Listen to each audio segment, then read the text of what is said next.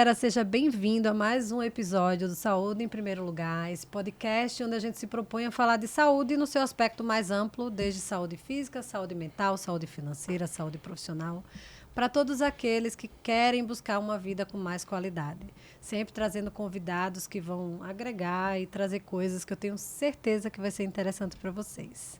Então, antes de eu começar esse episódio, já se inscreve no canal, já curte, já encaminha para pessoas que vocês possam achar que vão se interessar e ativa o sininho para vocês serem avisados sempre que um novo episódio for ao ar.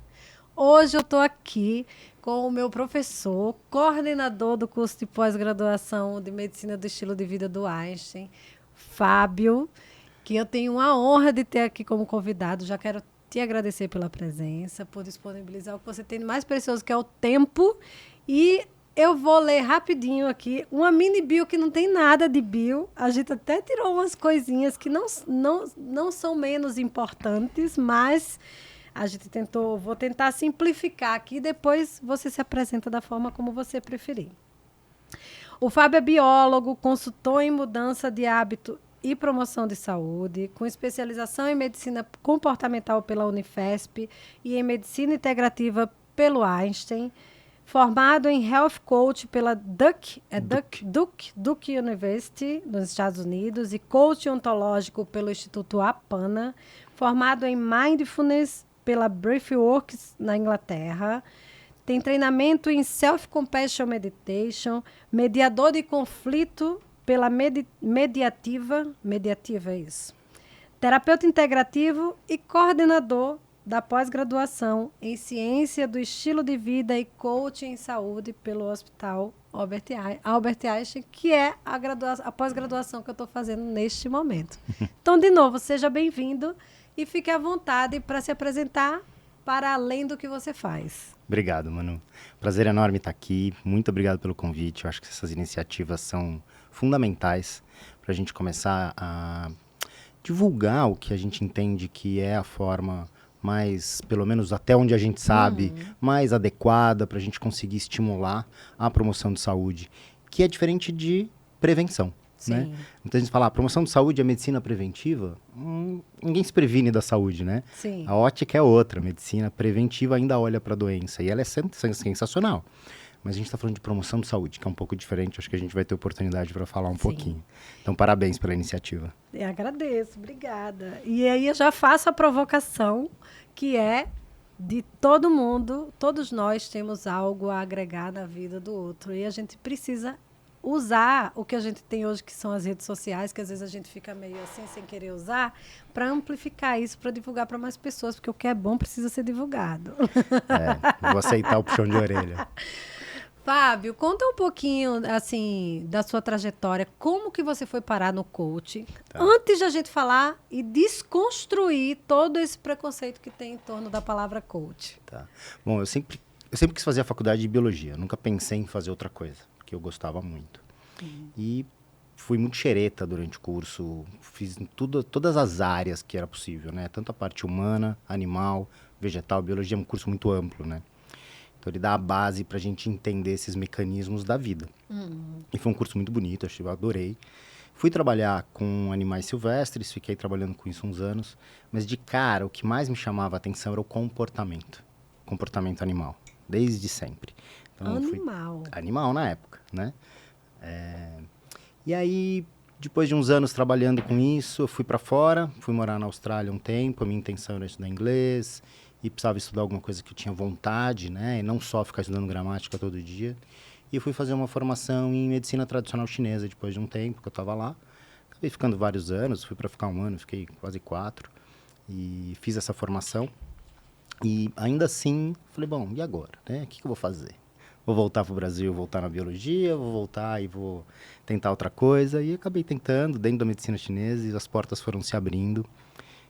E aí eu fui estudando outras coisas, né? Fiz essa especialização na Unifesp, em medicina comportamental, dentro do departamento de psicobiologia, que é uma área muito interessante de juntar essas partes, né? O que do nosso comportamento é aprendido e o que do nosso comportamento é da essência humana, né? Então, assim, isso ainda é um grande mistério. Pra vocês terem uma ideia, tem um departamento dentro da Unifesp para discutir isso, porque ainda assim é muita coisa a ser aprendida. Mas isso foi me chamando a atenção, me fascinando, né? E fui estudando outras coisas, fui para a área de estresse, onde eu mais atuo hoje, fui fazer uma formação ainda lá nos Estados Unidos de estresse pós-traumático, que é o Somatic Experience. Fui gostando da coisa e fui me aprimorando. Aí, respondendo a sua pergunta, dentre essas várias formações, o coaching surgiu. Um amigo que eu admiro muito, ele trabalha com Rolfing e trabalha com Somatic Experience também. E ele me falou do coaching na época. Eu falei, puxa... Lá ou aqui? Foi aqui no Brasil, mas ele tinha feito fora a formação também. E como é uma pessoa que eu admiro muito, eu falei, bom, deixa eu ver qual que é, né? Só que eu fui fazer uma formação aqui no Brasil. E não gostei. Até já sei como é. E não gostei, porque eu falei, gente, isso aqui é muito superficial. Parece, depositava nas pessoas, nos clientes, como se elas fossem única e exclusivamente responsáveis pela mudança de hábito dela, quase de uma forma cruel, do tipo, só depende de você, vai lá e faz. Eu falava, gente, isso não quero. Se isso é coaching, tô fora, né? E de fato, fiquei bons anos sem entrar em contato com o coach. Terminei essa formação, mas falei, bom, não é para mim. Depois de uns anos, um outro amigo falou de uma outra abordagem, que é da ontologia da linguagem, que trabalha com bases da filosofia, com outro olhar muito diferente daquele inicial. E aí eu fui estudar, me apaixonei, gostei da história, entendi que existe coaches e coaches. Na verdade, existe o coaching e outras coisas que chamam de coaching. E quem não conhece, né, acaba entrando nelas, falando, bom, se isso é coach, eu tô fora. Mas aquilo não é. Estão chamando de coaching, mas não é coaching. E aí, depois eu fui fazer... Eu já estava trabalhando no Einstein, né? Eu fiquei 11 anos lá na medicina integrativa, na oncologia do Einstein. E aí eu fui direcionar para algo dentro da saúde. E aí eu fui lá para a Duke University, lá na Carolina do Norte. Eles têm o primeiro centro de medicina integrativa do mundo foi lá. E eles têm uma formação bem específica dentro de coaching de saúde integrativa, um curso bem parrudo, vamos dizer assim. Fiz essa formação lá e aí comecei a atuar por aqui. Entendi. Então, vamos desconstruir agora o coach, né? O que é o coach? E o que é a diferença entre o coach para o coaching de saúde? Tá. Não é tão simples essa resposta. Sim, eu sei. Mas vou tentar. Coaching é uma metodologia, é uma forma de abordagem que é, primeiro, baseada em ciências. Segundo, se não tiver comprovação científica, a gente não vai utilizar, né, essa abordagem. Ela se utiliza, além dessas abordagens com comprovação científica, um método, ela tem uma estrutura que ela funciona. Então, a gente está falando de autores como Bandura, como René Barbier, a gente está falando de autores que falam da sociologia, da psicologia, mas não é uma psicoterapia, é diferente, mas que ajuda a pessoa a se entender, a perceber o porquê ela tem determinados comportamentos. O profissional de saúde, o profissional do coaching vai orientar ela no sentido de ajudar ela a se perceber. O coaching não é uma ferramenta que funcionaria como, por exemplo, uma mentoria. Sim. A mentoria, o profissional de saúde tem uma expertise. Então, ele tem um saber ali que vai ser disponibilizado para o cliente. Então, o consultor ou o mentor vai dizer o que a pessoa tem que fazer. Ou vai dar um conselho. O mentor, ele ensina a experiência dele, né? Perfeito. O que ele passou, o que ele fez que funcionou. Perfeito, né? Exatamente. Mas eu, por exemplo, não preciso ter tido um câncer para ajudar um paciente oncológico a lidar com suas questões sobre essa doença. Eu não preciso ter tido uma determinada patologia para ajudar a pessoa numa determinada patologia. Então, essas mudanças de hábito dentro da saúde visam promoção de saúde, diferentemente de controle de doença. O foco agora é outro. De uma forma estruturada, onde a gente tem toda uma metodologia desenhada e comprovada dentro da ciência para ajudar essas pessoas a se perceberem o porquê fazem o que fazem, perceberem o porquê que elas querem mudar, porque se a gente não tiver uma motivação forte o suficiente, a gente não muda, mudar hábito não é um negócio simples. E aí sim começar a colocar em prática, sempre com muita gentileza e muito acolhimento, para que esse novo hábito seja incorporado. E isso leva tempo. Muito tempo, né? O problema é que a gente vive numa sociedade cada vez mais imediatista, né? E aí as pessoas querem...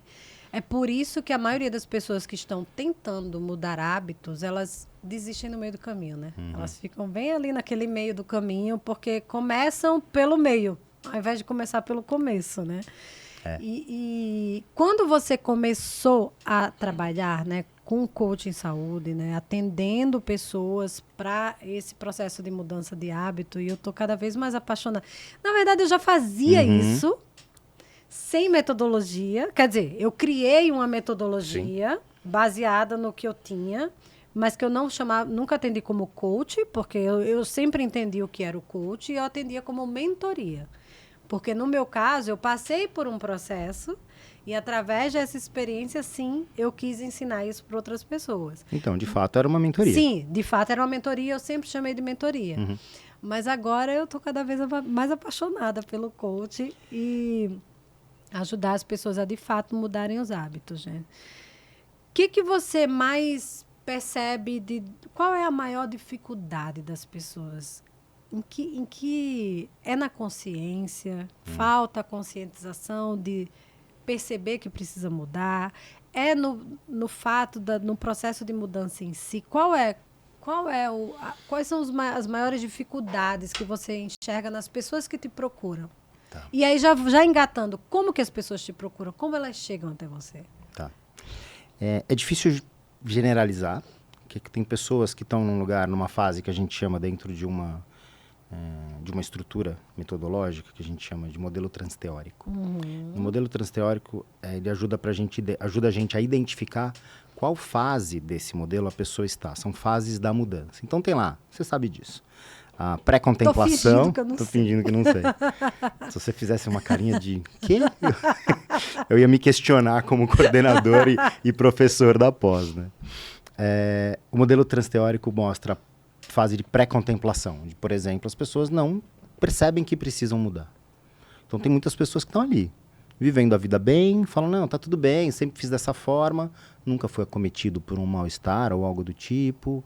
A gente sabe que o hábito não é saudável, provavelmente ela sabe que não é saudável, mas tá tudo bem, meu corpo dá conta. Ou, às vezes, ela usa aquilo também como um sistema de defesa? Ah, sem dúvida. Aqui, de novo, não dá para generalizar, mas sim, né, muitas vezes. Só dando um exemplo, assim, é aquele fumante que fala que não quer parar de fumar. Mas aqui no caso do cigarro, enquanto ele tiver prazer naquilo, vai ser muito difícil. Eu tenho 3 exemplos na minha família de pessoas que diziam que nunca teve... Porque às vezes a pessoa fala, eu queria parar de fumar, mas eu não consigo, né? Mas não, elas falavam assim, enfaticamente, que nunca tiveram vontade de parar de fumar. Porque e é bom, as é gostoso. 3 pararam de fumar assim. Por quê? Porque tiveram algum problema de saúde que falaram, ou você para, ou isso vai piorar. Ou isso vai trazer uma consequência pior. Né? Mas apesar do teu N, né, dessa análise aí, ser bastante importante, né? Você tá falando, não que o N é expressivo, mas ele é 100% desses casos, na prática, numa população maior, a gente vê diferente. A gente vê que um percentual muito pequeno da população consegue parar quando quer. Existe um percentual de pessoas que conseguem parar quando quer e existe um percentual muito maior que vai parar só com muita ajuda, né? E outra, nesse caso que você está contando pra gente, essas pessoas tiveram um estímulo difícil, um estímulo negativo, o que também é um percentual muito pequeno da população que se motiva através do negativo. Geralmente as pessoas se motivam através do positivo. Então vamos lá, fala, olha... pegar um paciente diabético que nunca controla a glicemia e ele tá lá, não faz a dieta, toda consulta ele volta no endócrino fala, poxa, eu já falei pra você não comer isso, já te passamos o que você pode, o que você não pode comer, essa glicemia tá cada vez pior, blá blá blá. E o paciente não muda. De repente o endócrino pode virar para ele e falar, olha, se você continuar desse jeito, pode ser que a gente tenha que amputar teu dedo do pé, uma hora você vai perder o pé, e se continuar assim, essas amputações podem aumentar, porque você vai perdendo sensibilidade, explica toda... Pode ficar cego, uma série de todas coisas. as complicações. Exatamente. Então, assim, explica toda a teoria por trás, explica os mecanismos de ação, a fisiologia que tem, né, dessa glicemia aumentada, o porquê que pode levar a uma amputação ou uma cegueira. E ainda assim a pessoa não muda. Ela, naquele momento que ela escuta isso, ela pode ter um choque. Ela fala, nossa, perder meu pé? Não, vou parar de comer doce. E aí, de fato, ela para. Mas para por um tempo limitado. Porque aquilo ela percebeu que, ok, a primeira semana eu não comi doce, ficou tudo bem, a segunda eu também não comi. Na terceira tive uma festinha de criança na família, ela comeu um brigadeiro, não aconteceu nada. Depois, outro dia, ela parou na padaria, tinha lá um sonho olhando para ela olhou para o sonho e eles sonharam juntos. E ela olhou e falou, poxa, mas meu pé continua aqui, né? Então tá tudo bem. Por quê? Tem um mecanismo no nosso cérebro que só identifica o medo quando ele é iminente, que é o nosso mecanismo de luta e fuga, que está lá no sistema límbico, né? No cérebro emocional. Então, se existe um medo a médio e longo prazo, a gente sabe cognitivamente daquele medo. Mas não no seu sistema límbico ainda não foi ativado. Ele vai perceber o medo quando a coisa é concreta, quando a coisa é muito do momento, muito real. Naquele momento. Não que aquele cognitivo não seja real, ele também é. Sim. Mas ele ainda é distante, né? A gente sabe que desmatar a Amazônia vai impactar nas chuvas no centro-oeste. A gente sabe que vai impactar na produção de alimento. Mas daqui 10 anos, 15 anos, sei lá quando. Então, assim, não por isso eu paro de consumir aqui, mesmo sabendo que esse meu consumo está levando a um maior desmatamento lá em cima e que isso vai gerar a médio prazo um impacto na minha alimentação, no custo desse alimento e tudo mais. Então é um medo, mas é um medo cognitivo, ele é racional, ele está longe. O dia que faltar comida no prato, aí eu vou fazer alguma coisa a respeito. É verdade. E você está falando isso, eu estou aqui lembrando uma coisa que aí eu já vou fazer uma pergunta um pouquinho provocativa, que é assim, partindo desse ponto que você falou, né, que a gente só age, na maioria das vezes, quando a gente sente um medo iminente, será que a gente precisa adoecer para buscar saúde? Espero que não. Mas pensando, né, pensando pelo comportamento humano, pelo olhar do comportamento humano. Eu acho que essa lógica, sim. Na hora que a saúde nos falta, aí eu vou correr atrás dela. Mas isso é um comportamento que vem de uma educação, vem de uma cultura. Sim. Geralmente, a doença vai aparecer, na maioria de nós, numa idade mais avançada. E aí, quando faltou a saúde, que eu vou ter que cuidar de hábitos saudáveis. Só que aprender novos hábitos numa idade maior é mais difícil do que aprender novos hábitos quando criança. Sim. Então, por que a gente não coloca educação em saúde, promoção de autocuidado nas escolas? Sim. Porque ficaria muito mais fácil de eu aprender a me cuidar lá no começo. E quando um dia, eventualmente, minha saúde vai ficar frágil, porque é o nosso processo de envelhecimento, faz parte, né, desse envelhecimento, eu vou saber me cuidar com muito mais facilidade do que o que tem acontecido hoje em dia. E o que promove saúde não é medicamento, não é internação, não são os exames. O que promove saúde são hábitos saudáveis. E os medicamentos ajudam no controle de doenças. Sim. São coisas diferentes que são muito importantes todas, mas são bem diferentes. E acabou que a medicina tradicional, ela cresceu muito mais voltada para a doença, né? Tudo é muito mais voltado para a doença. O próprio plano de saúde, né? Que eu falo que é plano de doença. Exato, não é um plano de gerenciamento saúde. de doenças, não é um plano de saúde. E aí, para desconstruir tudo isso, por mais que hoje a gente está numa bolha, né? Vamos combinar. A gente que está pensando a medicina dessa forma, a gente está numa bolha que a gente precisa. Por isso que eu provoco mesmo, todos os professores que eu converso, eu provoco. A gente precisa usar o megafone que a gente tem, que é a rede social, para divulgar, para difundir. Porque é assim. Ou eu, que sou uma anônima, hoje falo para 4.000 pessoas. Entendeu? Tem gente que fala para 1 milhão. E a gente só vai conseguir crescer botando a boca no trombone, porque eu acho que tem muita coisa para ser desconstruída, sabe? Para além do perfil profissional, imagina, quando a gente vai no médico, que o médico não pede um exame e não prescreve um remédio, a maioria das pessoas sai reclamando do médico. Julga, né? Achando que ele não é bom. Que não é bom, porque não, como assim não passou um remédio? Como assim? Já começa pelo fato de que, obrigatoriamente, você tem que passar por um médico. Um plano de saúde, hoje, ele não libera para você ir no psicólogo se você não passar pelo médico. Quem disse que eu não posso procurar o psicólogo direto, uma nutricionista direto? Você tem que passar pelo médico. Então, assim, tudo parte do ponto da doença, tudo parte do ponto de uma prescrição de remédio, de exame. Então, eu acho que a gente tem que desconstruir muito isso. E eu percebo, por exemplo, os nossos professores coaches vocês não falam na internet, vocês precisam falar na internet. Eu sei que tem um receio, é óbvio que tem um receio, porque tem todo um preconceito, né? Sim. Que envolve a palavra coach. Mas a gente precisa, acho que água mole em pedra dura, quanto tanto bate até que fura. De tanto a gente falar, uma hora as pessoas vão, de fato, começar a entender. E para isso chegar no nível de, digamos assim, um coach atendendo um plano de saúde, a gente precisa começar a falar disso. Abrir muitas portas e construir muitas estradas aí. Por isso que eu sou... Você tem total razão. Concordo. Né? A gente precisa começar a falar do que é o certo, né? Sim. Não do que está errado. Claro que a gente pode criticar e deve criticar o que está errado, como, por exemplo, essa questão dos planos de saúde que você trouxe. Essa conta não fecha. Eles não param de reajustar os valores. Sim. E eles continuam falando que estão em prejuízo. Você fala, caramba, peraí, tudo muito caro. Porque a gente focou em exames de alta tecnologia, que são muito importantes, mas será que a gente tem usado da forma correta? Será que as indicações estão sendo de forma correta? Então tem também não só uma questão de treinar o médico para falar sobre saúde e promoção de hábitos saudáveis e não ficar só focado nos exames, claro que cada caso é um caso, mas também uma mudança de paradigma da nossa população, que é o que você falou, quando ela vai no médico e não ganha uma prescrição de uma medicação, ela sai de lá provavelmente julgando esse médico como se ele não fosse um bom profissional. Sim. Talvez ele tenha orientado uma questão de saúde, uma questão de promoção de saúde. E aí que eu acho que pode entrar o coaching. Porque se a gente falar só de promoção de saúde de um lugar onde o profissional de saúde estuda a importância do sono, estuda a importância da alimentação, estuda a importância da atividade física, das relações humanas, etc, etc. E aí eu vou prescrever. Ao invés de eu prescrever, por exemplo, um Rivotril e eu prescrevo uma prática de yoga. Claro que é melhor, mas continua sendo prescritiva. E isso não garante a adesão do paciente no tratamento. Isso não garante a mudança de hábito.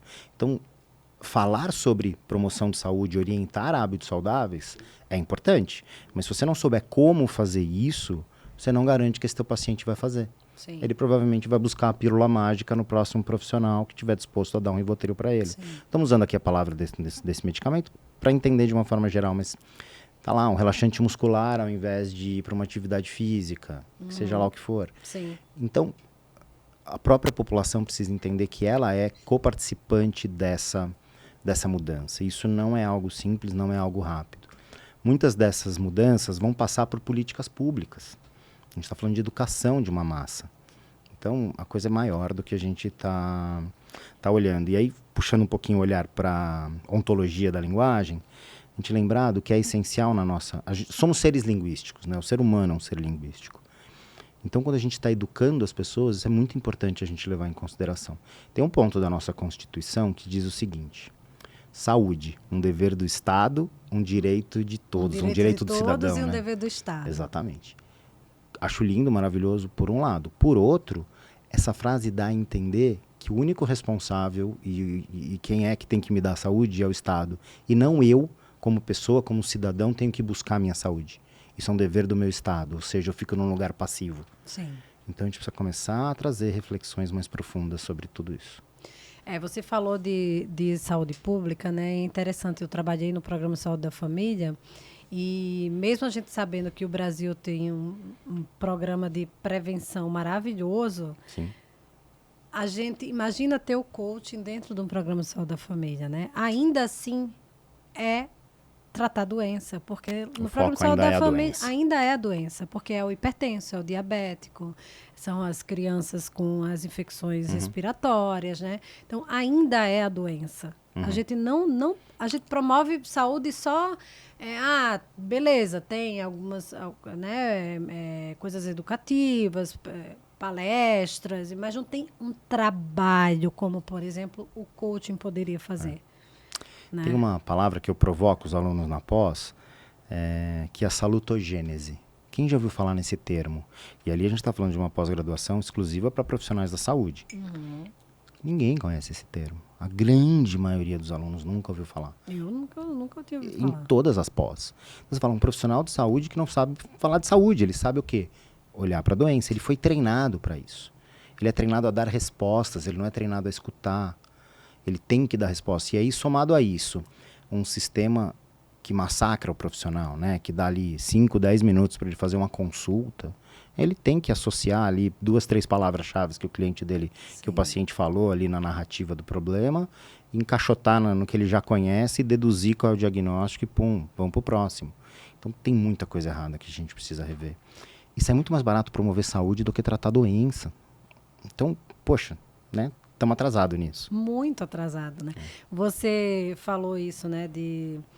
Do profissional de saúde ser aquela pessoa que vai dizer o que o paciente tem que fazer, né? E isso é uma coisa que eu achei bem interessante na aula da pós. Eu acho que, assim, eu já tinha um pouco esse olhar por já ter um pouquinho de familiaridade com o coaching, por ser enfermeira, porque tem um olhar muito diferente, né?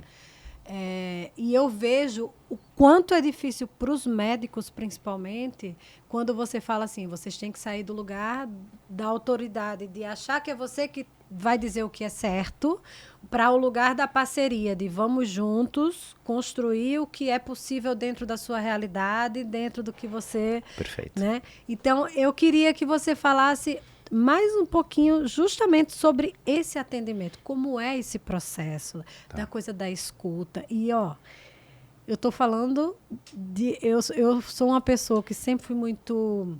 Não vou dizer julgadora a palavra, mas eu sempre fui aquela pessoa que queria falar, não, mas isso aqui é o certo, faz... Não, você tem que fazer assim. Eu, mesmo não atendendo pacientes, né, em consultório, eu sempre ficava querendo impor o que é certo, né?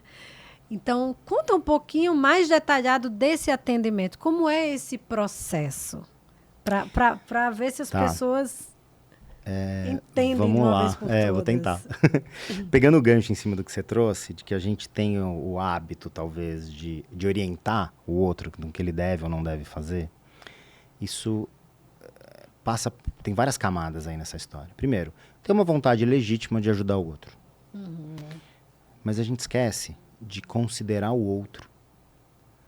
Eu estou olhando a partir do meu ponto de vista. Então, muitas vezes o profissional de saúde faz isso, porque ele está considerando o ponto de vista dele como profissional de saúde. E ele pode ser o maior especialista numa determinada patologia, mas ele nunca vai ser especialista sobre a vida daquela pessoa. Sim. E quando a gente está falando de mudança de hábito, eu não estou falando de doença, eu estou falando de comportamento que aquela pessoa tem no dia a dia. Então, se eu não conheço a vida dela, como é que eu vou dizer para ela o que ela deve ou não fazer? Eu tenho que aprender a escutar. Então, o primeiro ponto do coaching é a escuta. É a escuta sensível, a escuta empática. Mas para isso acontecer, eu primeiro preciso ter um interesse genuíno sobre a vida do outro. Eu preciso ter curiosidade. Quem é essa pessoa que está aqui na minha frente? Só que para isso acontecer, eu preciso estar no meu eixo. Eu preciso estar no meu centro. Eu preciso estar num determinado ponto de equilíbrio aqui, com as minhas condições para me disponibilizar para esse atendimento. Se eu estou com medo, se eu estou estressado, se eu estou irritado, se eu estou com alguma questão, eu vou entrar no processo de julgamento, inevitavelmente.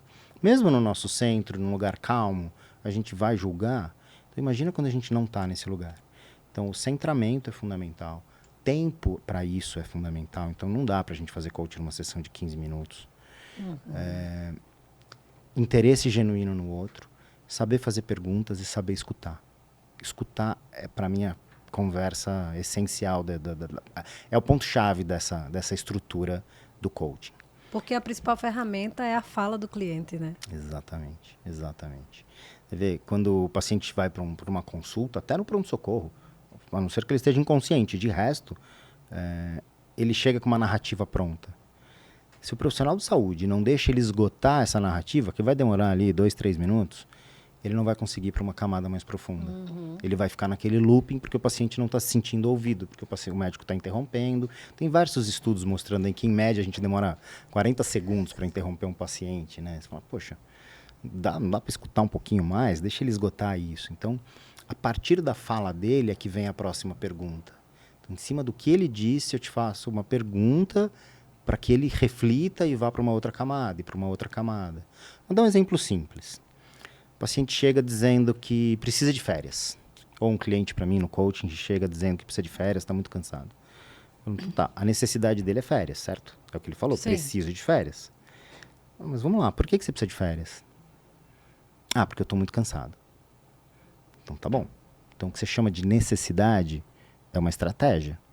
Essas férias são uma estratégia para atender a necessidade de descanso. Então, a gente já foi numa primeira camada. Que cansaço é esse? De que tipo de cansaço a gente está falando? Tem pelo menos 7 tipos. Na literatura tem uma pequena variação, mas em média 7 tipos de cansaço. Né? O físico, mental, emocional, sensorial, entre outros. E ali, de que cansaço a gente está falando? E de que férias você está planejando? De repente você está planejando umas férias, que é o que a maioria das pessoas faz. Você quer ir lá, tirar foto instagramável. Mas o teu problema, a tua questão é outra. Você precisa dar uma... Não vai resolver o problema. Não vai resolver o problema. Eu lembro uma vez que eu fui comprar lustre aqui, nessas lojas grandes aqui perto de iluminação, e tinha perguntado a opinião do vendedor entre uma e outra, tal, não sei o quê. A gente entrou no assunto de que em casa ficaria assim, a lâmina. Ele falou, cara, na minha casa é tudo escuro, né? Eu falei, como assim? Ele falou, eu fico aqui o dia inteiro nessa loja. Tem lâmpada em todos os cantos, em todos os ângulos. Na minha casa, o cansaço dele é sensorial. Ele falou, a casa dele é um breu. Ele tava falando. Cara, engraçado. Faz todo sentido, Você falou isso e eu me lembrei do tempo que eu trabalhava no CTI. Eu trabalhei 12 anos no CTI. Então, eu tinha uma coisa assim... Tantos bips na tua orelha, né? Em casa tinha que ter silêncio. É isso. Então, o processo de coaching ajuda a gente a refletir. O que é o refletir? É o fletir sobre si várias e várias vezes, para a gente ir cavando, no bom sentido, com muita generosidade, com muito acolhimento. Mas aí você falou, nossa, eu tô cansado. Mas de que cansaço que é? Da onde ele vem? Quais as causas? Ou então, por que eu faço determinadas coisas que me fazem mal? Qual o ganho que eu tenho com isso? Então, eu preciso me acolher, ao invés de pegar o chicotinho da autoflagelação, de falar, eu não consigo mudar um hábito. Eu sei que isso faz mal, mas eu fico aqui fazendo isso, repetindo toda vez.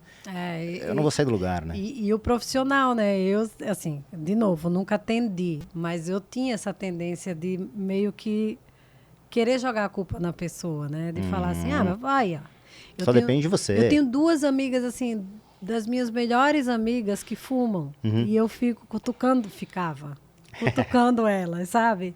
Agora eu fico me policiando para não cutucar. Então, elas estão até aceitando aí serem minhas pacientes teste. Eu sei que não é, né? Não é bom a gente fazer com pessoas que a gente tem muito vínculo, mas para ir ali testando algumas coisas, até para a gente... Até dá. É que coaching não é terapia, né? Sim. Eu acho que isso é legal da gente falar também, né? O processo terapêutico, ele primeiro, não tem data para acabar. Segundo, existe uma análise da narrativa feita pelo profissional. Sim. O psicólogo, ele tem repertório, ele tem know-how, tem conhecimento suficiente para fazer essas análises dentro da base teórica que ele utiliza. Seja lá a cognitivo-comportamental, seja a fenomenológica, psicanálise, Lacan, etc. Então, ele vai analisar aquilo. Eu não vou analisar nada. Então, um exemplo é assim, uma sessão de psicoterapia em que o paciente entrou e não falou absolutamente nada a sessão inteira e foi embora, diz muito para o psicólogo. Uma sessão inteira de coaching que o paciente ficou em silêncio não diz nada para mim. Aquela sessão não aconteceu. Então, não estou interpretando, não estou analisando. E a psicoterapia, ela vai muito tratar passado, né? A gente não trata, o coach não trata passado, né? O coach até olha a história da pessoa, mas para seguir para frente. Né? Eu vou olhar, como coach, eu vou olhar o passado. Por exemplo, vou fazer aqui, usar essa oportunidade para falar um pouquinho daquilo que a gente chama, que as pessoas chamam de coaching, não é. Que é aquela coisa, diz, você é o único responsável pela tua felicidade, só depende de você, você é o protagonista da sua vida, vai lá e faz. Você é capaz. E a pessoa sai de lá, às vezes, se sentindo mal, de falar, caramba, eu não consigo. Se eu deveria ser capaz, eu sou mais incompetente ainda. Quando que, na verdade, no coach a gente pode olhar o passado para ajudar ela a entender que ela já passou por situações difíceis e superou, para ela entender quais habilidades, quais conhecimentos, o que ela utilizou ali atrás para superar determinadas situações e qual ou quais dessas habilidades podem ser úteis agora. E aí sim eu vou dizer, tá vendo como você é capaz? Você já passou por isso, vamos lá, você sabe fazer. É diferente de eu virar para você e falar, você pode tudo, você é um leão, você é uma águia, vai... Cara, isso não é coaching, pelo amor de Deus, né? Pode ser qualquer coisa e pode até ser que funcione de alguma forma para algumas pessoas. Em geral mas é não fugaz. Em geral é que nem uma bala de canhão, né? Ela vai super animada e pum. Morre Tem um ali, prazo de validade. tem um prazo de validade. O que a gente está falando é de mudança de hábito de forma sustentável. Sim. Então, já falando de mudança de hábito, né? E aí focando mais em hábito em si. O que é um hábito? São determinados comportamentos que a gente repete e se automatizam.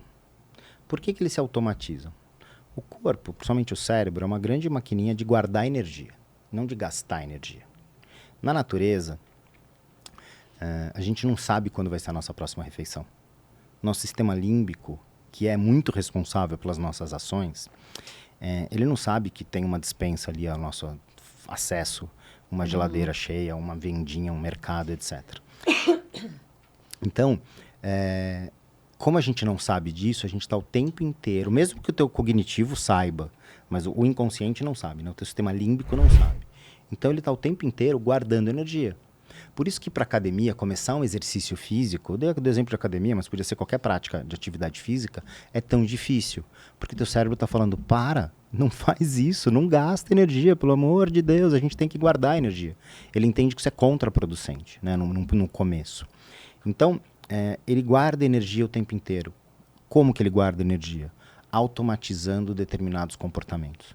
Então, por exemplo, aprender a dirigir. No começo você tinha que prestar atenção no ajuste dos retrovisores, o pedal da embreagem tem que sair numa velocidade. O que vai fazer, exatamente. Né? Todos os movimentos você está pensando. Agora não, você dirige, ouve música, troca de estação. Não deveria, mas olha o WhatsApp, xinga o motorista do lado, critica, buzina, faz 1000 coisas ao mesmo tempo. E também, até a gente pode dar exemplo de mini hábitos, né? Escovar os dentes, tomar banho, são hábitos automatizados, né? Exato. Então tem aqueles que a gente chama de hábitos bons, outros de hábitos ruins, mas são hábitos que o nosso corpo, o nosso cérebro entendeu como uma rotina e ele vai tentar automatizar para a gente não gastar energia pensando no próximo movimento, né? Que tênis eu tenho que calçar o direito ou o esquerdo, sei lá. Quando eu vi, eu já estou de tênis. Então, né? Não sei qual que eu calço primeiro. Eu também não. E quem sabe, geralmente fala, é o direito. É porque também automatizou. Todo dia calçar o direito primeiro. Colhe alguma você calça o esquerdo, mas você sabe, porque você automatizou por algum motivo. Está automatizado também, né? Seja consciente ou não. E como que a gente constrói um hábito? Como que a gente começa a construir um hábito?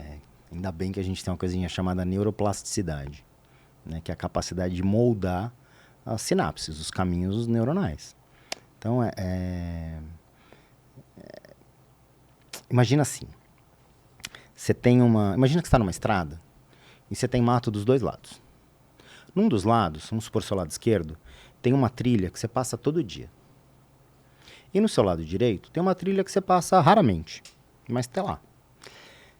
Essa que você passa todo dia, fica mais fácil de visualizar, porque todo dia você está passando ali, você vai quebrando os galhos novos que vão nascendo, vai compactando o solo conforme você pisa, então não cresce nada no meio da trilha, cresce só ao redor, ou seja, é uma trilha fácil de achar. E essa trilha, eu estou fazendo uma analogia para explicar um caminho sináptico, né, numa via sináptica no nosso cérebro. Então, se eu estou fazendo sempre a mesma coisa, esse caminho sináptico está pronto. Tem uma rede neural pronta ali. É que nem tocar piano, você toca? Piano não. Então, já que você não toca, pratica aqui. Ó. Imagina que você está tocando, perceba como é mais difícil fazer do anelar e do mindinho, do dedo mínimo, em relação aos outros aqui da pinça, esse movimento. Porque a gente usa mais. Porque você usa muito mais. Para o pianista, isso aqui é fácil. Sim. Ele treinou, até o teu cérebro construir uma rede sináptica para aquele movimento fino, né? Para aquele movimento específico. Isso aqui a gente tem para pegada, com força, todos os dedos ali. Agora, a gente não tem para o ajuste fino, no mínimo, como a gente tem para a pinça do indicador e do polegar. Mas eu tenho como construir uma rede sináptica para isso. Sim. Então, meu dedo mínimo aqui é como se fosse aquela trilha do lado direito da estrada que eu pego raramente. A hora que eu começo a praticar, tocar piano, por exemplo, eu estou passando mais vezes naquela via. E aí aquela trilha nova vai ficando mais clara, vai ficando mais fácil de acessar. E aí eu estou criando um novo hábito. Então, é repetição. O novo hábito a gente cria com repetição. E quanto tempo isso demora? Depende. Era isso que eu ia perguntar, né? Tem gente que fala, 21 dias você constrói hábito, 60 dias você constrói um hábito, 90 dias você constrói um hábito. Isso depende de vários fatores. Então, essa coisa de 21 dias Eu nunca vi. Depende do estágio que você se encontra, né? Se você está na pré-contemplação. Na pré-contemplação, na contemplação, contemplação, na preparação, já está na ação, prevenção de recaída, que fase você está. E outra, depende também da sua velocidade e plasticidade. Quando mais jovem, a gente tem uma velocidade maior do que quando mais velho. A gente mantém a plasticidade o resto da vida inteira, porém a velocidade dessa plasticidade também diminui. E depende também de fatores externos, né? Porque Sem o ambiente dúvida. que você está influencia de certa forma, né? Sem Imagina dúvida. uma pessoa que está querendo mudar seus hábitos de alimentação, digamos assim. Uhum. E aí ela está trilhando aquele caminho, ela foi no nutricionista, ela está com um coach ou com alguém que está ajudando ela nesse processo de mudança de hábito, mas em casa as pessoas comem de forma diferente, continuam com maus hábitos alimentares. Isso dificulta o processo, Sem né? dúvida. Interfere em vários aspectos, né? Inclusive De se questionar, né? Sim. Será que eu quero isso mesmo? Tá tão gostoso esse será cheiro que eu aqui preciso? Será que eu quero, né? Exato. E- Então é difícil, concordo. O ambiente externo é super imperativo nessa questão. Então, se comunicar com aqueles ao nosso redor dessa mudança que você está querendo fazer é super importante. Que as pessoas às vezes não respeitam, mas não por falta de respeito, é porque elas não estão sabendo da tua mudança. Né? Então, por exemplo, você está indo num happy hour com os amigos, você pode jantar antes na sua casa para chegar lá, ou comer alguma coisa saudável antes de ir, para não chegar lá com fome. Porque no bar, o que vai ter? Fritura. Sim. E aí o pessoal fala, mas você não vai beber, você não vai comer? Eu falo, não, gente, eu vim aqui para compartilhar com vocês, para curtir esse momento, mas vou ficar no suco, vou ficar na água e vou curtir igual, vai ser tão gostoso quanto. Por quê? Porque eu estou tentando mudar um hábito, eu estou tentando melhorar a minha saúde. Basta. Sim. Né? E aí você filtra também quem vai te dar bola, quem não vai te dar bola, mas de qualquer forma, e aí sim acho que passa pelo respeito, uma vez que as pessoas estão sabendo. Mas às vezes você não comunica. E aí se sente mal porque você não vai ou vai e as pessoas criticam, enfim. A gente esquece. Eu passei por isso, né? Teve uma época que eu fiquei bem restritiva na questão alimentar e era muito... Às vezes eu deixava de sair, porque as pessoas ficavam, mas você não vai comer isso? Mas você só come isso. No trabalho, tá? Assim, eu hoje... Vamos almoçar junto? Eu hoje como de tudo. Tá. Mentira, não como de tudo. Tô mentindo. Eu não como carne vermelha, eu não como... Tem muita coisa que eu não como. Tá. Mas, de um modo geral, eu não sou... Eu como... Se eu quiser comer uma pizza, eu como uma pizza. Se eu quiser comer... Mas não faz parte do meu hábito seu dia a diário, dia. do meu dia a dia. É uma exceção, né? E é impressionante, assim. Eu tô no trabalho, às vezes eu como na rua, às vezes eu levo a minha marmita. Eu levo a minha marmita e fica todo mundo assim, o que é isso? O que é isso? Mas você não come isso? Mas você não come aquilo? E é assim, é que eu já não ligo mais. Mas para quem está num processo de mudança, Então. isso dificulta demais, né? Mas aí você tocou num ponto que é super importante dentro desse processo de mudança em que o coaching olha muito. Por que você quer fazer essa mudança? Qual é a motivação que você tem aí dentro para que ela seja forte o suficiente para você passar por todas as adversidades de um novo hábito? Como, por exemplo, se sentir deslocada, não se sentir acolhida, etc, etc, por uma questão social. Então, isso é muito importante. Então, essa fase, dentro do processo de coaching, a gente tem 3 etapas, né? A primeira etapa é o mergulho em si, que a gente fala. É ajudar o cliente a entender quem ele é, por que ele quer fazer essas mudanças. Porque às vezes ele quer fazer porque os outros fazem. E aí não é motivação suficiente.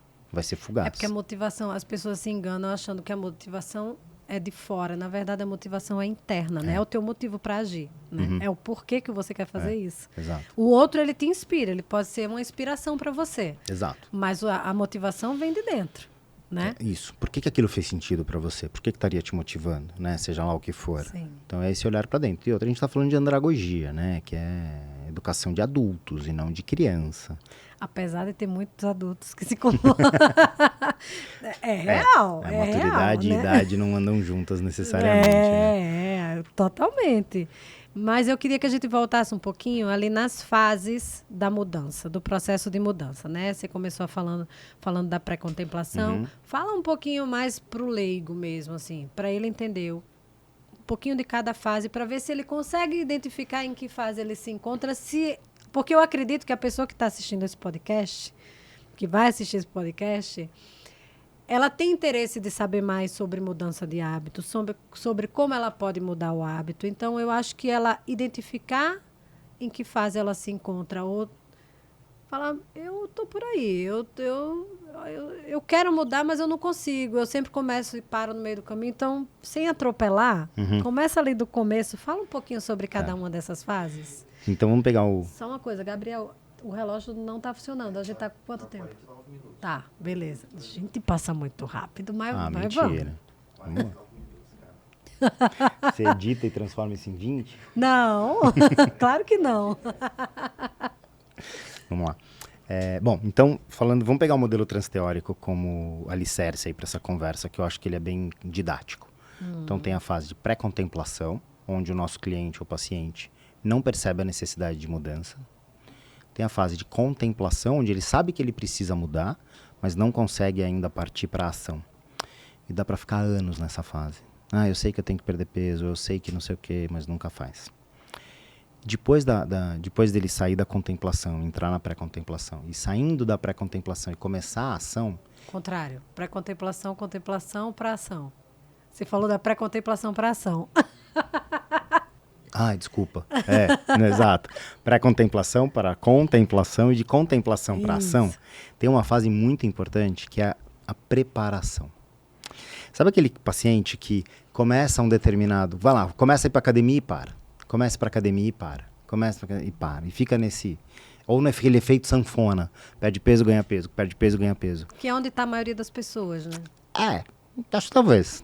Na contemplação. Nessa contemplação e começo de ação. Mas às vezes ele para. Normalmente, na maioria das pessoas, na maioria das vezes, ela para porque a preparação não foi bem feita. Então essa fase entre contemplação e ação tem uma chamada preparação, onde ela vai estruturar, e aí a gente usa um pouco da psicologia positiva, da entrevista motivacional, para ajudar a pessoa a pensar em como ela supera os obstáculos, como ela supera as dificuldades que ela vai ter, seja falta de tempo, falta de tempo, assim, a gente entende que é prioridade, né? Tempo é um recurso, assim como você ganha um salário no fim do mês e você aloca X% para moradia, Y para alimentação, não sei quanto para lazer, não sei quanto para vestimento, tempo é a mesma coisa. Mas a maioria X alega horas falta do seu de dia. tempo, né? Mas é uma escolha. Claro que a gente entende que tem situações muito, muito complexas e a gente está falando de camadas diferentes da população, não dá pra gente generalizar. Aquela pessoa que acorda às 4 da manhã, tem que preparar a marmita, deixar a casa em ordem para pegar o ônibus, demora 2 horas chegar no trabalho, depois do trabalho, eu lido muito com essa galera. Dupla jornada, mãe solteira que tem que cuidar dos filhos, ou ainda tem que fazer uma faculdade à noite, ou tá fazendo curso à noite, seja lá o que for. Encaixa um exercício físico no meio do dia, fica bem mais difícil. Fica bem mais difícil. Então a gente tem que tratar cada um como um único ali, né? Isso é legal do coaching também, né? É extremamente customizado. Mas voltando, essa preparação é super importante para ele perceber quais os possíveis obstáculos que ele vai ter nessa implementação de um hábito e como ele vai superar. Então ele já pensa antecipadamente nisso. E isso ajuda muito na hora de colocar em prática, porque vão surgir obstáculos. Sim. Sem dúvida. Vai ter situações que você fala, poxa, eu não vou conseguir colocar isso hoje aqui. Mas por que eu não vou? O que eu vou fazer para repor? Como é que eu vou fazer para encaixar o que eu tenho que fazer dentro da minha prática? Reduz a prática, enfim. Cada caso é um caso, mas essa preparação é muito importante. E depois a ação em si, onde ele vai fazer, vai aprender alguma coisa com aquele novo hábito, ele volta para a sessão e a gente discute principalmente os aprendizados. Não o que deu certo, o que não deu certo, o que foi bom, o que foi ruim, mas o que ele aprendeu com aquilo. E isso é o processo de coaching. Para mim, o processo de coaching acontece entre as sessões e não na sessão. É quando ele vai para o dia a dia dele, quando ele vai refletir, quando ele vai colocar o corpo em jogo, né? Quando ele vai aprender, vai fazer aquilo que ele está se propondo a fazer, vai se frustrar muitas vezes, nem sempre vai dar certo de cara. E aí ele volta para a gente falar sobre. Entender que é um processo, que não vai acontecer de cara na primeira vez, que não vai ser de um dia para o outro. Né? Mas para isso, o profissional de saúde, o coach, ele tem que estar se colocando num lugar de parceiro. Porque se ele sentir que ele vai tomar bronca, como acontece na maioria das vezes dentro dos consultórios, ele não te conta a verdade. Sabe o que eu ouço muito? Relatos de nutricionista que fala que o paciente não volta. E sabe por que ele não volta? Ele não volta porque ele não conseguiu perder peso, porque ele não conseguiu botar em prática. Então, ou com medo de levar bronca, ou com vergonha de não ter conseguido. E aí que tá, no processo de coaching é uma parceria. Falou, tamo junto, você vai ter altos e baixos. Vai ter momentos que vai funcionar, vai ter momentos que não vai funcionar, e isso vai ser um processo. Só que ao longo desse processo a coisa vai melhorando. Então a gente está junto, todo o processo. Então depois dele passar nessas fases, essa fase de colocar em prática, isso leva um tempo até aquele hábito começar a se incorporar. E mesmo assim tem uma terceira etapa no final, que é a prevenção de recaídas. Porque mesmo com esse hábito já instalado, ele vai ter recaída. Isso faz parte do processo. Sim, e aí também não confundir, né? Uma falha, um dia ali que ele escorregou para uma recaída de fato, né? Exato. Aquela coisa, né? Tô em dieta e aí eu pisei na bola uma única refeição que não deu para escapar no trabalho, tinha que ir, era importante que eu fosse, foram num restaurante que só tinha opções calóricas, eu saí da dieta, já que eu já saí mesmo, agora eu peço uma sobremesa e no dia seguinte eu como mal também. Não, calma, foi só aquilo. Tá tudo bem, volta pro teu novo padrão. E lembrando de um detalhe, que no processo de coaching, as nossas metas que a gente estipula são comportamentos. Então, por exemplo, perder peso é uma meta de coaching? Não, nunca vai ser. É uma consequência. É uma consequência de um novo hábito, de uma vida mais ativa, seja uma atividade física, seja começar a caminhar um pouco mais, usar menos o carro, seja subir alguns lances de escada no trabalho, ao invés de subir de elevador, 3, 4 andares, vai de escada e por aí vai. Você falou isso e eu lembrei de uma palestra que teve no Congresso. Eu esqueci o nome dela agora, nutróloga, que ela é do Colégio Brasileiro. Esqueci. Ela é mineira, seu nome. Deu um branco, não vou lembrar o nome dela. Mas ela falou uma coisa muito interessante, que ela é obesa, porque ela não se diz ex-obesa.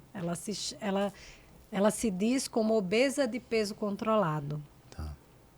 E uma das coisas que ela falou, que na consulta dela, ela não pesa o paciente. Ela só pesa o paciente se ele quiser. Tá bom. Porque a perda de peso não é uma meta. Exato. Né? É uma consequência. Consequência então, de comer melhor. Exatamente. Porque muitas vezes... Eu vou dizer por mim, tá? Eu que não sou uma pessoa sobrepeso, não sou uma pessoa obesa, nunca fui. Mas sempre que eu vou subir naquela desgraça daquela balança, o percentual de gordura é uma coisa que me dá um gatilho esquisito. E aí eu já botei na minha cabeça que a próxima vez que eu for, eu não quero ver o percentual de gordura. Porque é isso, às vezes... Porque não te ajuda, né? Não ajuda. Não ajuda. É. E aí eu acho que você tocou num outro ponto indiretamente, que é o seguinte, para a gente conseguir criar novos hábitos, a gente precisa ter essa prática rotineira de um novo comportamento até ele se instalar, aquela questão da neuroplasticidade, mas a gente tem que lembrar da nossa saúde mental. Eu estou bem na minha vida, eu consigo abrir espaço para isso. Quando chega um cliente de coaching, a primeira pergunta que eu vou fazer é, né, por que ele está ali, qual a motivação que ele tem, etc., que a gente vai ajudar ele a checar se é isso mesmo no processo, mas principalmente você tem que estar com tempo. Como está a sua agenda? Se ele falar para mim que ele trabalha 14 horas por dia, que ele dorme mal e ele quer perder peso, eu falo, não, peraí, ou a gente muda essa meta e a gente começa a trabalhar o seu estilo de vida para você ter uma rotina mais decente, ou isso não vai acontecer, não vai funcionar, porque você não tem tempo nem espaço na sua vida para instalar um novo hábito. Sim. Você precisa disso. Né? Às vezes está numa fase de muito estresse, ou está no estresse pós-traumático, ou está dentro de uma depressão. Esses casos a gente não vai atender. Esses casos eu vou encaminhar para o psicólogo, talvez para um psiquiatra, para fazer uma ajuda medicamentosa. E quando ele estiver bem, ele pode voltar para o coaching ou fazer em paralelo. Sim. Mas só o coaching não vai dar conta disso, Isso, nem tem essa proposta. E é interessante você falar isso para a gente também enfatizar a importância que é você ser atendido por um coach de saúde, que seja um profissional de saúde, porque ele tem um olhar clínico também para saber a hora que ele vai encaminhar você para um profissional da expertise que ele precisa, né? Perfeito. Então, e o que eu queria perguntar mais é o seguinte: é possível fazer coach de grupo? Eu adoro. O grupo é muito potente, né? Tem uma frase de Paulo Freire que diz assim, ninguém muda o outro, mas ninguém muda sozinho. Eu acho isso de uma sabedoria. Porque é isso, é aquilo. Você tem que fazer tal coisa. Eu não vou mudar o outro dizendo o que ele tem que fazer ou não. De fato, isso não vai acontecer. Mas no convívio com os outros, eu começo a me perceber quando eu estou consciente daquilo que eu estou querendo mudar. Nesse convívio onde rola um atrito, é ali que eu me enxergo. Quando o outro faz algo que me incomodou e eu tenho um nível de consciência que eu falo, opa, peraí, se me incomodou é porque tem algo aqui dentro, então deixa eu olhar para mim, e aí eu começo a fazer essas mudanças. Lembrando que coaching em grupo é diferente de coaching de grupo. O coaching de grupo, eu estou fazendo um processo, É isso. né, daquele grupo como uma unidade. Então, por exemplo, aqui não é minha área, mas o coaching de grupo do time de vendas de uma empresa para Sim. eles atingirem uma meta e conseguirem trabalhar melhor. Todo mundo tem a mesma meta naquele grupo. Então, aquilo é um coaching de grupo. Eu não faço, não trabalho com isso. Mas o coaching em grupo, onde cada um tem a sua própria meta, onde cada um está no seu Sim. processo, porém isso ao ser compartilhado com aqueles colegas, ao se sentir acolhido dentro de um grupo, existe uma catalisação do processo.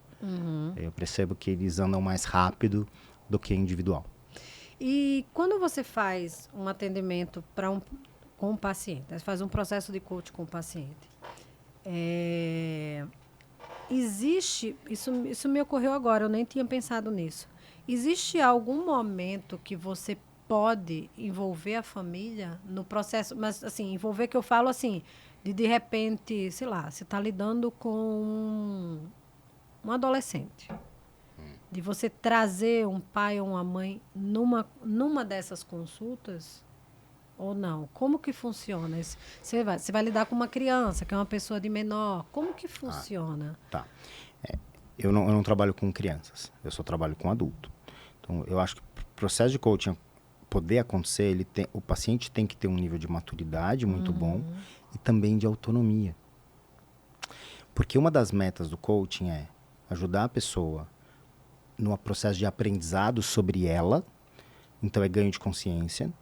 Segundo, ganho de autonomia. Então, na verdade, se a gente estiver falando de criança pequena, o paciente não é a criança, né? São os Pacientes pais. são os né? pais, exatamente. Né? É aquela criança que o pessoal fala, tá acima do peso, mas tá bom, de onde vem o dinheiro dela? Ela come o que ela come, ela consegue ir no mercado sozinha, ela compra, É verdade. né? Como Se assim? come besteira é porque os pais Em compram. algum lugar ela tá achando isso. Se não é no armário de casa, é da escola, se não é da escola, é da avó, não sei. Algum lugar tem. Então, são os adultos ao redor que precisam orientar. Então, de fato, os pacientes, em geral, não é a criança, e sim os adultos. Isso vale para psicoterapia também, né? Sim. Mas no desse processo de ganho de autonomia, eu, por exemplo, dificilmente ia chamar os pais ou o companheiro, a companheira para uma sessão. Mas eu vou trabalhar na sessão com o meu cliente para que ele entenda a importância dele levar isso para o ecossistema que ele está inserido, que é esse grupo. Quais são as outras pessoas que são impactadas pela sua decisão? Então, a pessoa ter autonomia e ter... As pessoas que têm déficit cognitivo podem fazer coach, deve ser bem mais complexo, né? E aí eu não consigo te responder isso de uma forma geral. Né? Depende muito do nível de que déficit é esse que a gente está falando, nível de compreensão, de maturidade e autonomia. Acho que a base é essa para a gente Até porque discutir. se ela não tiver autonomia, alguém vai ser responsável e aí, de novo. Vai ser a pessoa, não vai ser, vai ser a pessoa responsável, exato, né? Exato. Então, se ela não for autônoma, não vai fazer coaching. E o que é mais difícil? Instalar um hábito novo ou tirar um hábito ruim? Lembra daquele exemplo da estrada? Quando eu começo a pegar a nova trilha, no caso do lado direito, que era uma trilha que eu passava raramente, eu comecei a passar com mais frequência, e aí eu deixei de usar a trilha da esquerda e passei a usar a da direita, aquela trilha da esquerda ela nunca vai deixar de existir. Ela vai ser mais difícil de eu achar, porque o mato vai cobrir. A trilha da direita, que é a nova, ela está cada vez mais clara para mim, mas aquele hábito ali da esquerda, ele não vai deixar de existir. Então, é um processo... É isso exatamente o que a nutróloga que você estava dando o exemplo falou. Eu sou uma obesa com peso controlado. Porque se ela voltar para os hábitos antigos, ela volta de novo. Se tiver um gatilho, ela consegue rapidinho voltar a andar naquela trilha que já existe. É verdade. Então, é um processo constante de a gente estar consciente desse nosso processo de construção da saúde. Mas para isso, de novo, aquela coisa que eu já falei antes, a motivação é fundamental. Preciso ter clareza da minha motivação. Por que não? É fácil. É muito mais fácil a gente ficar guardando energia. Aonde? No sofá e comendo chocolate. Sim. Eu gosto muito daquele um documentário Vida em Movimento, que a gente até viu na aula, né? que ele fala do maior paradoxo do ser humano, que a gente nasceu para se movimentar, mas o nosso cérebro foi feito para economizar energia. Exatamente. O corpo parado, ele adoece. Sim. Né? Ele fica fora de equilíbrio, ele precisa se movimentar. Assim como um atleta de ponta, um atleta de alto nível, também está machucando o corpo. Sim. Aquilo já não é mais saudável, né? Sim, então não é mais saúde. Não é mais saúde. Mas ficar parado também não é promoção de saúde. Porém, o corpo precisa, porém o cérebro diz, não, fica aqui, vamos guardar energia. Né? E pra gente ir finalizando, estamos quanto tempo aí, Gabriel? 1h03. Eita! Falando dentro dos pilares da MEV, né? A gente fala que a medicina do estilo de vida, ela tem 6 pilares, né? Alimentação, só para revisar aqui, galera, alimentação, atividade física, sono, gerenciamento de estresse, controle de substâncias tóxicas e conexões. Quando a gente trabalha no coaching, a gente trabalha um pilar por vez? Existe alguma coisa que determine isso? Como que é esse processo? Como é que você faz, né? Porque eu já vi gente falando, eu pego 2 pilares e trabalho 2 pilares. Como que você trabalha e como seria o ideal? Não é uma regra rígida, mas eu diria até 2 pilares. Não mais do que isso, que é muito difícil a pessoa conseguir. E aí, por que 2 e não 3? Pela dificuldade de conseguir novos hábitos. Então, muitas mudanças de hábitos ao mesmo tempo gera um nível de dificuldade muito maior e, consequentemente, a chance de eu me frustrar fica maior. E aí, a última coisa que eu quero é frustrar essa pessoa. E aí, por que 2 e não 1? Ou por que 1 e não 2? Isso vai variar do nível da complexidade desse novo hábito. Se for um hábito muito difícil ou muito complexo, por exemplo, a pessoa é sedentária a vida inteira e agora ela quer sair do sedentarismo. Isso é muito complexo. Isso vai demorar, em média, 1 ano para acontecer, para ela incorporar esse novo hábito. Esquece essa história de 21 dias, né? Sim. 1 ano de trabalho para ela conseguir incorporar esse novo hábito. Eu não vou conseguir colocar mais um para ela dar conta. Mas, isso eu fico tranquilo porque qualquer novo hábito vai indiretamente impactar nos outros pilares. Então, a atividade física, como geralmente mexe no sono, o sono melhor, alimentação também, a pessoa está fazendo atividade física, ela naturalmente começa a buscar por alimentos mais saudáveis. Hábitos angulares, né? Hábitos angulares. Um ajuda o outro, Exatamente. um interfere no outro, né? Exatamente. Então, se ela faz atividade física, ela come melhor, dorme melhor. Se ela dorme melhor, ela gerencia melhor o estresse. Se ela gerencia melhor o estresse, normalmente começa a melhorar a rede dela, as conexões, cessação de tabagismo, etilismo. A roda começa a girar. E eu falo isso muito olhando para o processo que eu passei, né? E aí eu acho também, de novo, né? Muito pessoal. Eu sou aquela do desafio. Eu sempre gostei do desafio. Então, quando eu quis mudar tudo de uma vez. Manuela.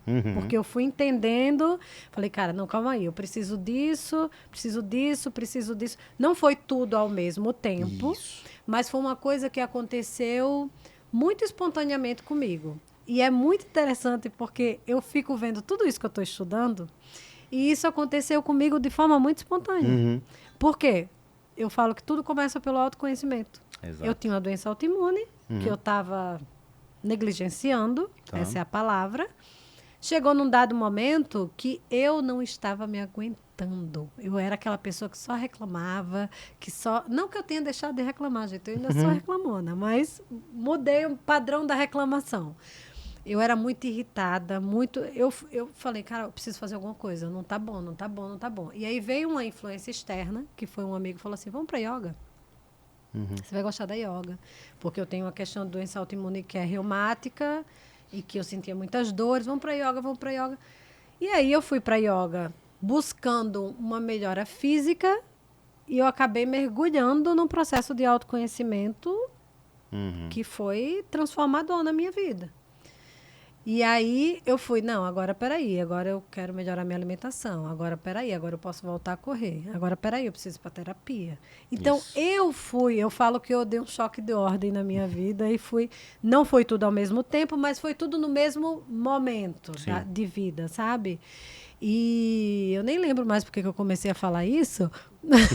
A gente estava falando dos hábitos angulares, que em geral a gente pega 1 ou 2, não mais do que isso. Sim, e tem muito isso também, né? Tem as pessoas que vão mais rápido, Tem as pessoas que vão...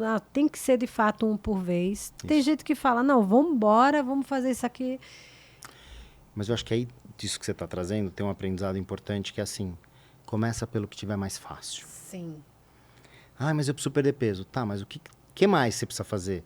Preciso melhorar o sono, não é tão ruim, mas também não é tão bom. É mais fácil você começar pelo sono? Então começa pelo sono.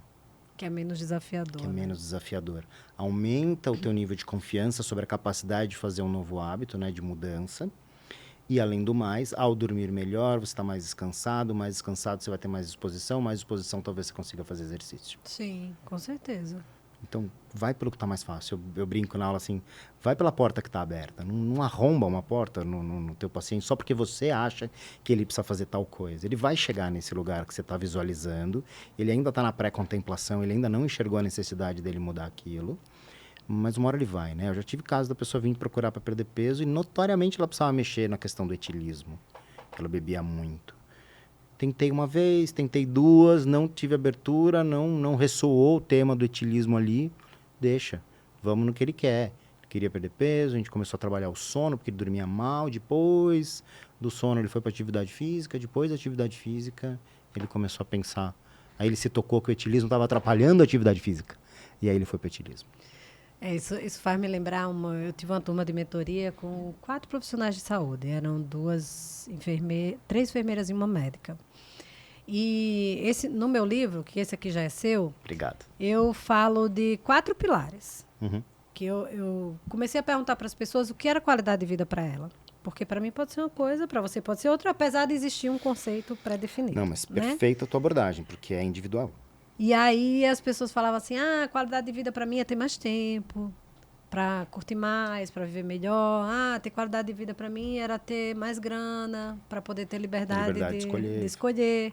Saúde não foi a primeira coisa nunca foi a primeira coisa que apareceu. E aí eu falei assim, eu criei o método SETA, tá. Que é SETA de saúde, que é o que eu acho que tem que estar em primeiro lugar. Sim. Educação financeira, porque as pessoas falavam muito de dinheiro, tempo, e autoconhecimento, tempo, né? Que é por onde tudo começa. Legal. E aí, quando eu comecei falando desses 4 pilares, né, durante a mentoria, a gente foi ali trabalhando, eu dava uma aulinha mesmo, né? E aí a gente ia trabalhando algumas coisas. E assim, em nenhum momento a proposta era você vai perder peso, você vai... Isso estava subentendido que poderia acontecer, mas eu não falava isso. E aí, no final do processo, no final da turma de mentoria, eu fui surpreendida, porque uma delas falou assim, eu perdi 6 quilos. Aí eu falei, mas o que você fez? Não, eu só voltei a fazer atividade física, eu vi que eu não estava bebendo água, eu vi que... Ela foi fazendo. Perfeito. Com coisas que eu estava entregando ali. Um ganho de conhecimento, de si. Exatamente. Então, por isso que, de novo, eu repito, tudo começa pelo autoconhecimento. Se você não tiver a motivação...